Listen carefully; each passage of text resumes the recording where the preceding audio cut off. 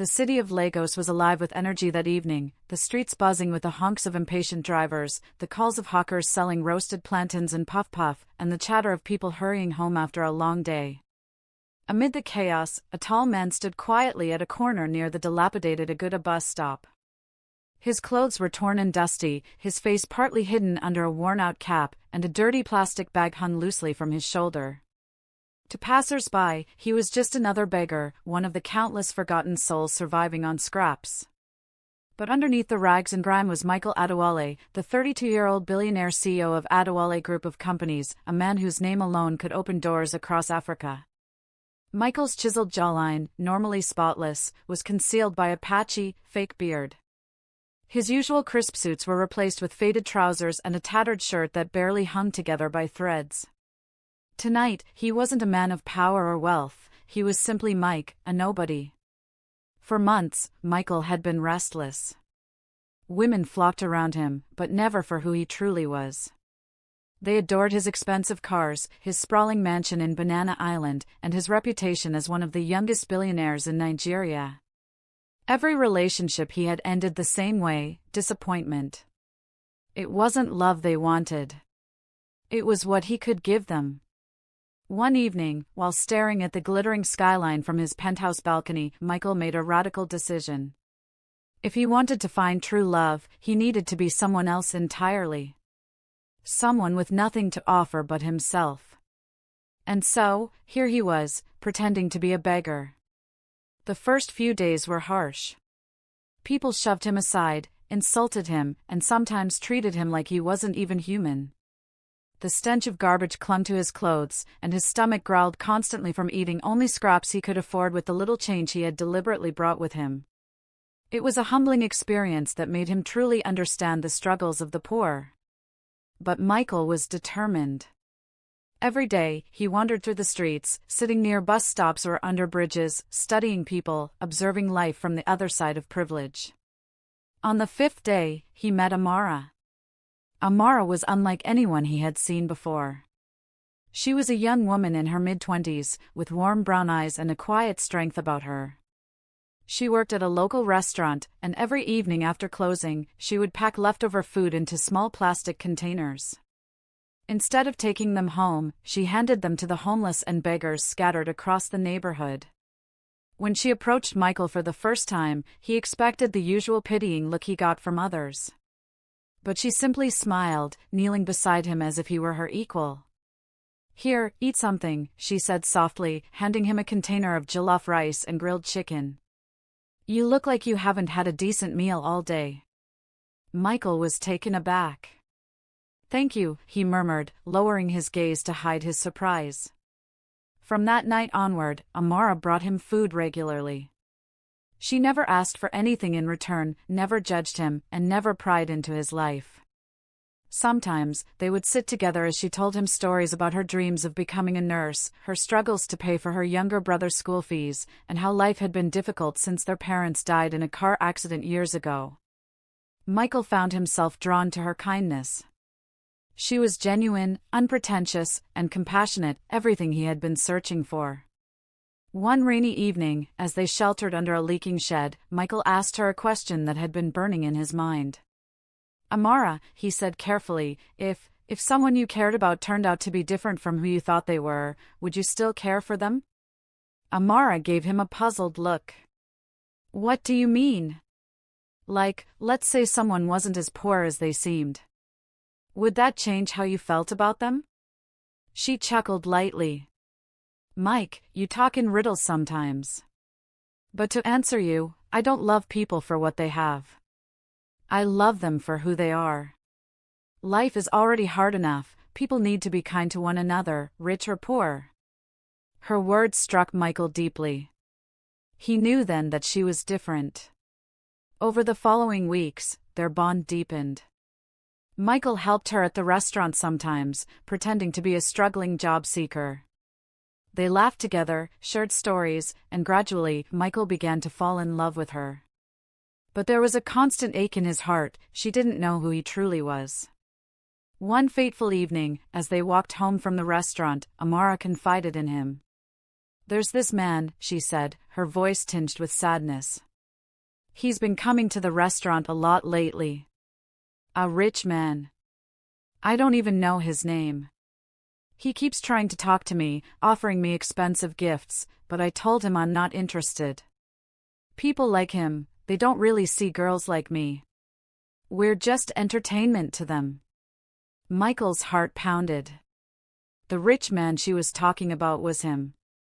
A week before beginning his disguise, he had indeed visited her restaurant as himself, casually trying to speak to her. She had politely rejected him. At that moment, he realized how deeply he had deceived her. The next day, things took a dramatic turn. Amara's younger brother, Chaik, fell seriously ill. She rushed him to the hospital, but the doctors refused to treat him without a deposit. Amara broke down in tears, helpless and desperate. Michael watched her cry, and it tore him apart. He wanted to pull out his black card, pay for everything, and make her pain disappear. But he knew that revealing his true identity in that moment would shatter everything they had built. Instead, he quietly slipped away, rushing to a private corner to make a phone call. Transfer 500,000 naira to the hospital account under Amara Nwosu's name, he ordered his personal assistant. Make it look like it came from a charity. When Amara was informed that a mysterious donor had covered the bill, she was overwhelmed with gratitude. She clasped her hands together and whispered a prayer of thanks. Michael stayed by her side through the night, comforting her as Chaik slowly recovered. But as he held her trembling hands, he knew he couldn't keep lying to her.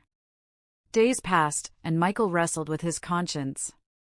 His love for Amara had grown so strong that he couldn't bear the thought of losing her. Yet, he knew the truth would devastate her. Finally, he made a decision. He would tell her everything. On a cool Saturday evening, Michael invited Amara to meet him at a quiet park by the lagoon. He wore his usual ragged clothes, though beneath them, his heart pounded like a drum. Amara, he began, his voice trembling, there's something you need to know about me. Something important. Amara frowned, sensing the gravity in his tone. What is it, Mike? He took a deep breath. My name isn't Mike. It's Michael Adewale. I'm not a beggar. I'm the owner of Adewale Group of Companies. Amara blinked, confusion and shock flooding her face. What are you saying? I disguised myself because I wanted to find someone who loved me for who I am, not for my money. And then I met you. You showed me kindness when I had nothing to offer. There was a long, heavy silence. Finally, Amara whispered, You lied to me. All this time. Michael reached for her hand, but she pulled away. I never meant to hurt you, he said desperately. Everything I told you about how I feel, that was real. Please, Amara, believe me.